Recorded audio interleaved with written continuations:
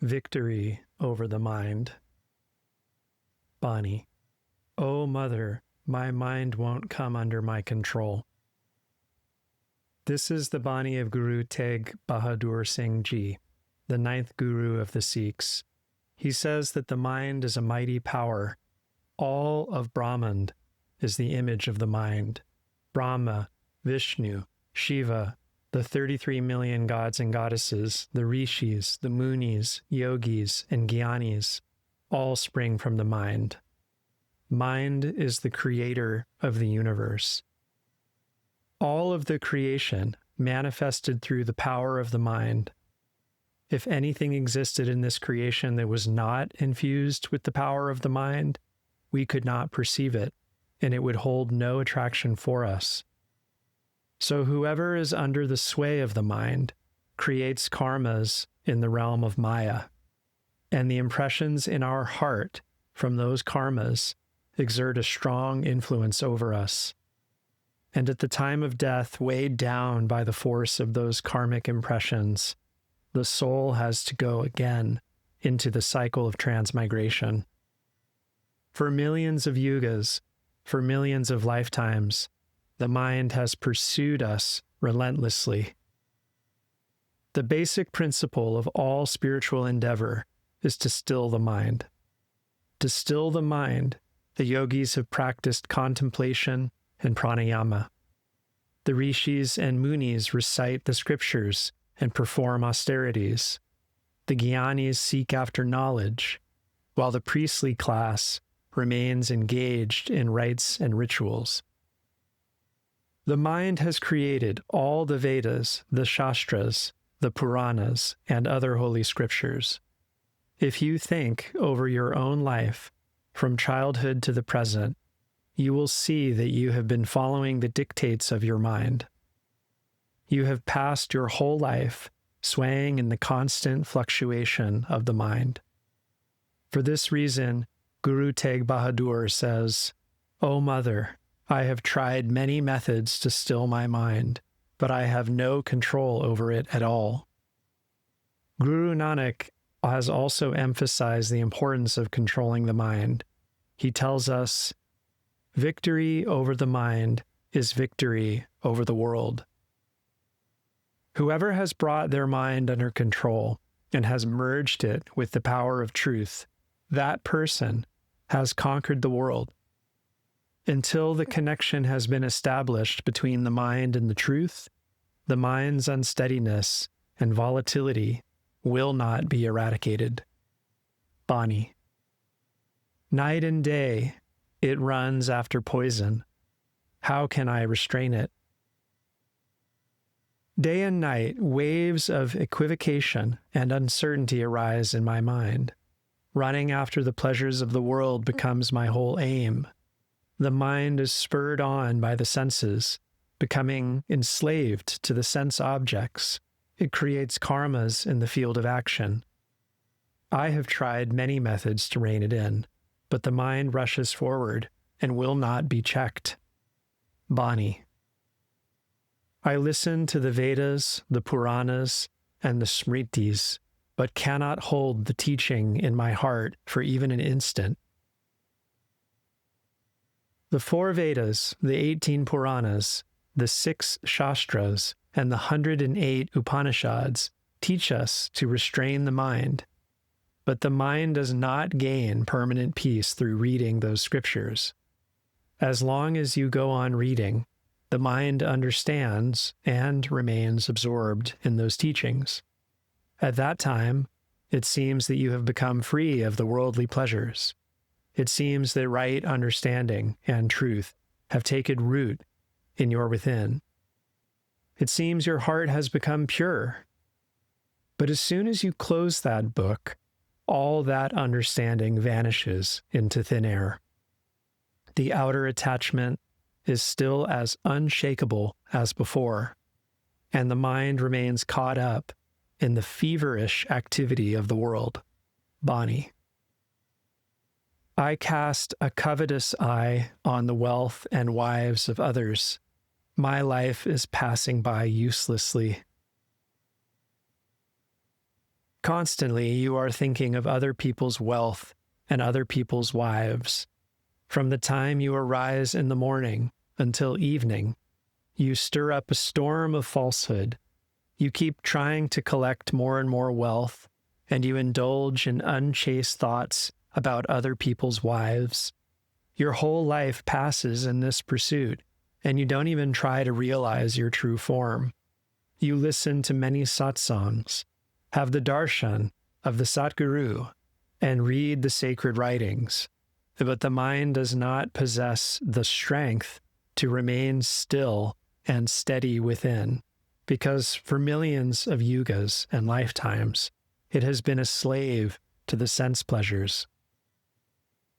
Superficially, it may listen, and, for the time being, it may understand.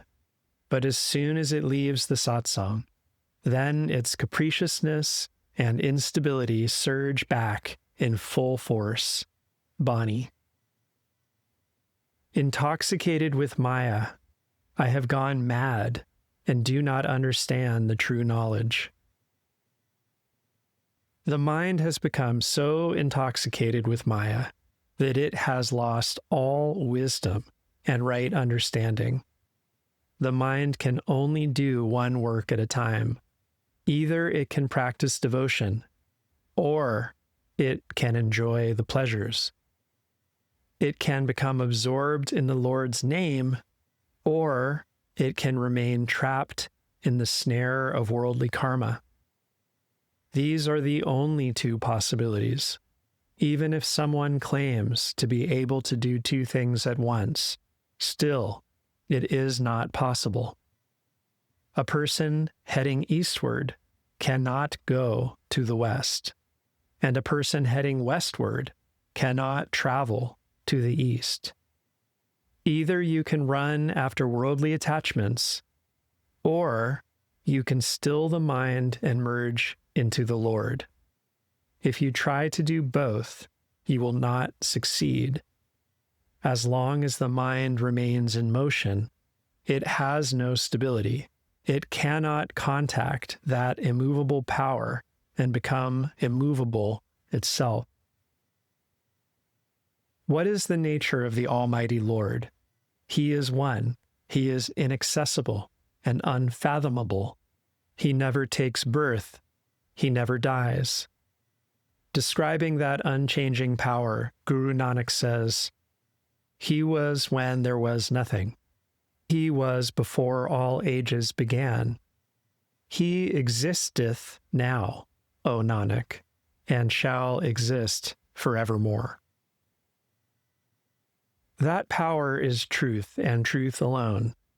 Some people conceive of God as Brahma or Parbrahm. Some envision God in the forms of the many gods and goddesses, imagining this one looks like this and that one looks like that.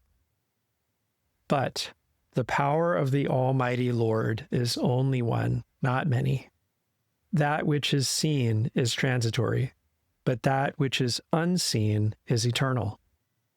The visible things of this world we can see with our eyes, but that unseen power, which permeates the creation of 5 elements, cannot be perceived with these outer eyes of flesh. As long as the mind is controlled by the outer forces, you can never bring it to a standstill, even if you try thousands of different methods. Only the grace of the Guru can quiet the mind. When the Guru becomes gracious, the mind gets focused within, and the attention contacts the true Nam. Then the mind's activity in the world comes to an end. No other method works. Bani. The Immaculate Lord dwells deep within my heart, but I did not know his secret. That power is only one.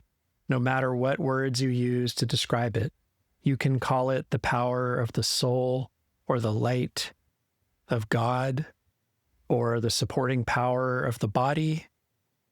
Within you, that conscious power enlivens the breath. As long as those breaths are flowing in and out of the body, they are support for the body. You can fulfill the give and take of your worldly works, and you can practice the spiritual sadhana. But when the conscious power withdraws from the breath, even for an instant, then the breaths come to an end, and nothing more can be accomplished. Niranjan is a name of the Lord, and that supporting power within the body is also called Niranjan. Nir means without, and Anjan is lamp black, something that stains. Niranjan means the one without stain, the power that is free from Maya. That power pervades the entire creation. It is present everywhere and in everybody, but we do not understand its greatness. Why? Until the mind introverts and becomes fixed within, we can know nothing of that power, even if we try thousands of methods, even if we endlessly recite prayer and mantra, even if we read countless sacred scriptures. Guru Nanak has spoken eloquently on this subject. O Nanak, if I had shelves and shelves filled with holy scripture, and if I read and recited each one with love, if my ink were inexhaustible, and if my pen raced like the wind, I could not value you at your true worth. How can I describe the greatness of your Nam? Many people lay great emphasis on reading holy books, but no matter how much you might read, what can you hope to achieve? Bani. When I came into the refuge of the sadhu, all my evil-mindedness was destroyed. Even if we wander in the four directions with single-minded devotion, still we do not find him anywhere until we come into the refuge of the sadhu. And the sadhus tell us that within us are two paths, Durmati, the path of evil deeds, and Sumati, the path of righteousness. Durmati takes us far away from the Lord's Nam. Sumati leads us to the Lord himself. On this subject, Tulsidas tells us, where the thoughts are good, prosperity flourishes. Where the thoughts are bad, they bring misfortune in their wake. When we follow the path of righteousness, when our thoughts are good, then the Lord showers all spiritual blessings on us. Righteousness is the form of prosperity. When we follow the path of sin, we are visited with calamity. When we become entangled in evil deeds, we meet with one difficulty after another. Therefore, he tells us that when we go into the refuge of the sadhu, he doesn't pull something out of his pocket and give it to us. He doesn't put something in from outside. The positive and negative forces are already present within us. When the negative becomes ascendant, then the jiva comes under the control of Maya. Therefore, the sadhus inspire us to pursue the truth within and abandon anything that takes us away from it. They guide us on the path to the Almighty, and they connect us with truth. Then, by practicing the meditation of Shabad, we can attain liberation. This is the only path that leads to the Lord. There is no other. Bani. Nanak says, I contemplated on the Chintamani, the wish-granting gem, and severed the noose of death. He says, I contemplated on the Chintamani, the wish-granting gem. Chinta means remembering or thinking about, and mani means gem. So that gem is the light, the inner power of Nam.